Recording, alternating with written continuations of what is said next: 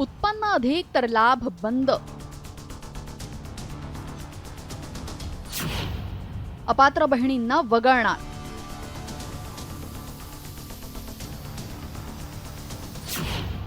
काटेकोर निकषांमुळे लाडकीला टेन्शन.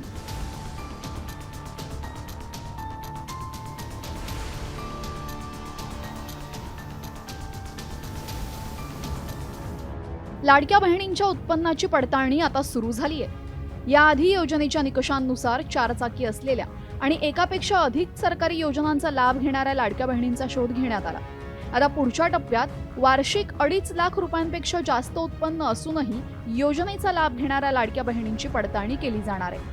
2.5 लाखांपेक्षा कमी उत्पन्न असलेल्या गरजू महिलांनाच या योजनेचा लाभ आता घेता येणार असल्याचं सरकारनं स्पष्ट केलंय.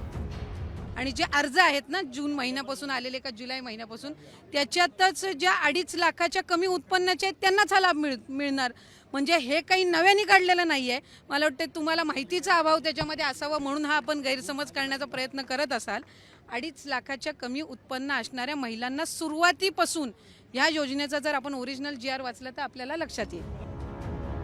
दरम्यान विविध योजना अंतर्गत लावलेल्या निकषांमुळे आधीच लाडक्या बहिणींची संख्या कमी झाली आहे. ज्या महिला संजय गांधी निराधार योजनेचा लाभ घेत आहेत त्या लाडका बहिणी योजनेसाठी पात्र ठरणार नाही.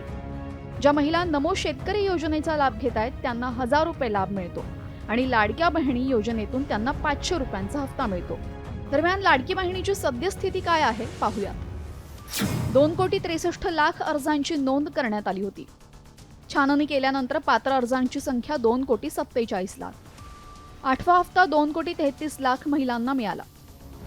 तर दुसरीकडे घटत्या लाडकीच्या संख्येवरनं विरोधकांनी मात्र सत्ताधाऱ्यांवर टीका केली आहे. 8 लाख महिला कमी केलेत. 8 लाख म्हणजे तुम्ही विचार करा, एका वेळी जे सांगत होते 2.5 कोटी महिलांना ह्याचा लाभ मिळणार, अमुक मिळणार तमुक मिळणार, 2.5 कोटीवरनं आता जवळपास 50 लाख महिला कमी करणार आहे. तुम्ही लिहून घ्या, ह्यांचंच कोणतरी कोर्टात जाईल आणि हेच लोक कोर्टात जाऊन कोर्टातून ही योजना बंद करतील, लाडकी बहीण योजना बंद करून टाकतील. 2025च्या पहिल्या तिमाहीतल्या पडताळणीमध्ये सुमारे 8 लाख अपात्र बहिणींना वगळलं.